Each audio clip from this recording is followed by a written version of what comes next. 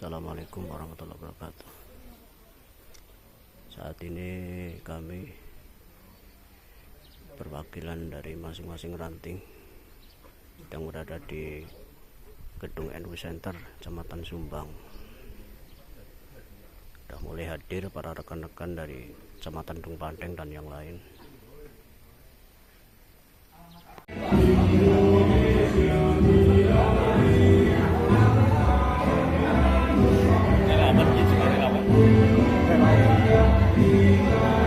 Terus lurusin ke laporan bukan lapir terus terus nanti wal jamaah, maka kemudian mereka aktif di Jam'iyah Nahdlatul Ulama, bahkan menjadi pengurus Jam'iyah Nahdlatul Ulama. Ini adalah merupakan semuanya adalah kader-kader Jam'iyah Nahdlatul Ulama.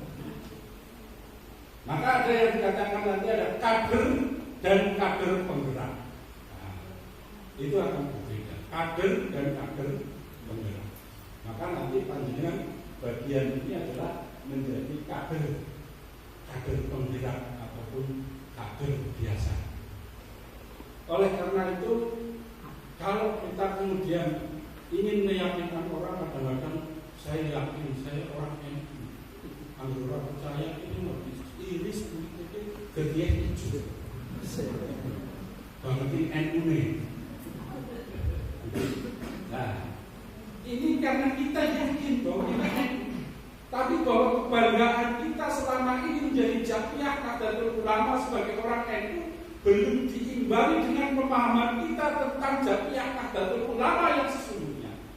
Iskofe NU lah, yang orang perlu sertifikat, orang perlu apa-apa, sebetulnya percaya, mereka percaya ilmu NU. Dan cirinya apa? Dengan kalender, yasinan, ziarah kubur. Bahkan saya itu ya tetap mengamalkan sholat dan sebagainya. Itu adalah bagian dari amaliyah Jam'iyah Nahdlatul Ulama. Tapi perlu saya tekankan, itu adalah amaliyah Ahlussunnah wal Jamaah. Maka saya sering mengatakan bahwa tidak semua amaliyah Jam'iyah Nahdlatul Ulama, tidak semua amaliyah Ahlussunnah wal Jamaah itu menjadi NU. Tetapi kalau NU pasti Ahlussunnah wal Jamaah. Jangan dipahami. Jadi orang kabeh sing beramaliyah Ahlussunnah wal Jamaah mesti NU, dan angger NU mesti Ahlussunnah wal Jamaah. Ini perbedaan. Sekarang banyak orang Muhammadiyah mengaku Ahlussunnah wal Jamaah. Walaupun kadang-kadang sudah banyak yang condong Wahabi. Kemudian ada yang di NTB, yaitu Nahdlatul Wathon, NB, Nahdlatul Wathon. Nahdlatul Wathon itu amaliyah mirip seperti Nahdlatul Ulama, tetapi dia merupakan organisasi di tingkat lokal yang kemudian itu menjadi berkembang, Nahdlatul Wathon. Nah, itu adalah amaliyah NU, tetapi dia bukan NU. Maka sering dikatakan bahwa amaliyah NU adalah amaliyah Ahlussunnah wal Jamaah wan Nahdlatul. Gini betul. Jangan yakin sebagai orang NU, yakin, percaya. Rasakan pada diri panjenengan semua ketika panjenengan mengatakan bahwa panjenengan adalah orang NU, apakah selama ini sudah betul-betul mengimplementasikan jiwa dan raga kita sebagai orang NU? Apakah kita sudah betul-betul bahwa kita sudah merefleksikan diri kita sebagai orang NU? Yang ini menjadi pertanyaan kita semua. Kadang-kadang kita berpusat kepada rutinitas amaliyah kita, sehingga seolah-olah kemudian yang namanya surga itu adalah pada diri kita sendiri, sehingga kita tidak butuh orang lain, kita tidak perlu memberikan pencerahan kepada orang lain, yang penting diri kita. Maka selama ini kalau kita berpikirnya seperti itu, kita menjadi orang-orang yang egois terhadap surganya sendiri, tidak berpikir kepada surganya orang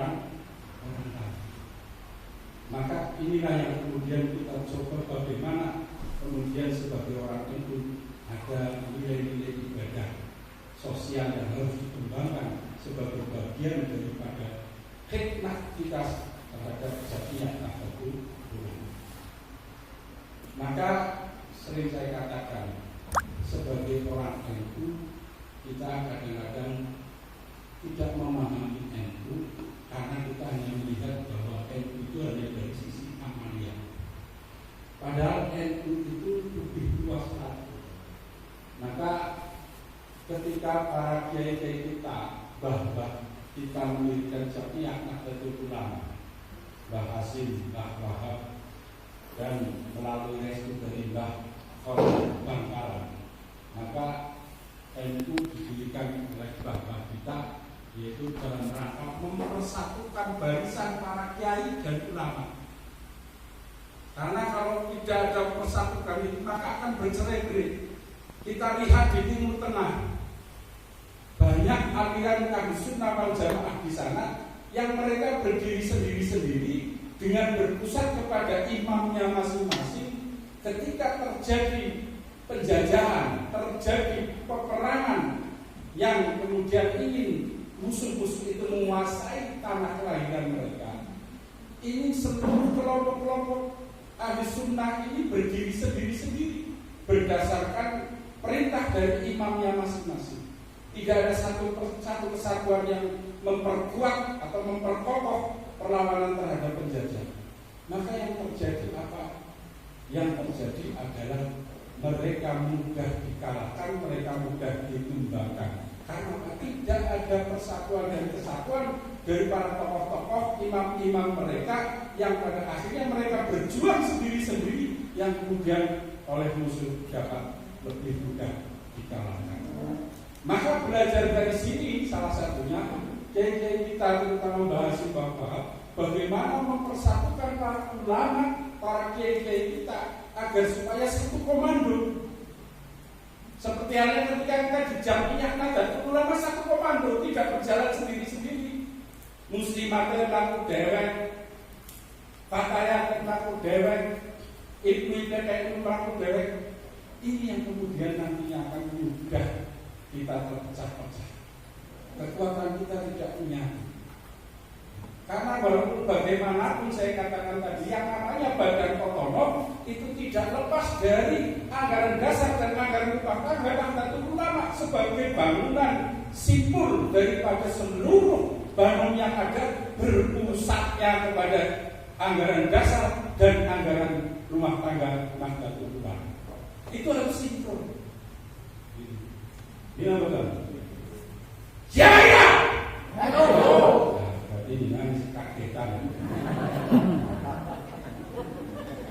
Jadi orang itu sebenarnya kagetan, ngantukan, gumunan. Kagetan, anggaran presiden itu direbut kok kaget. Selama ini kita tidak pernah peduli, boro-boro peduli tahu nambah musik orang. Ini apa saja? Itu, ini musik harus dikuasai salafi. Kaget, kita senang kaget. Gumunan berpeluh tangganya lebih maju daripada kita. Tapi kita tidak pernah berpikir bagaimana supaya diri kita menjadi maju. Contoh, ente dua, dia namanya itu malah N. Wong N ini malah N. Mereka tidak bangga dengan dirinya sendiri. Kemudian di rumah sakit pagi, ini lebih ini gaya politik ini, kembang, mengasihi. Caranya doresan, boleh pasien dengan angel banget. Kan mau bagian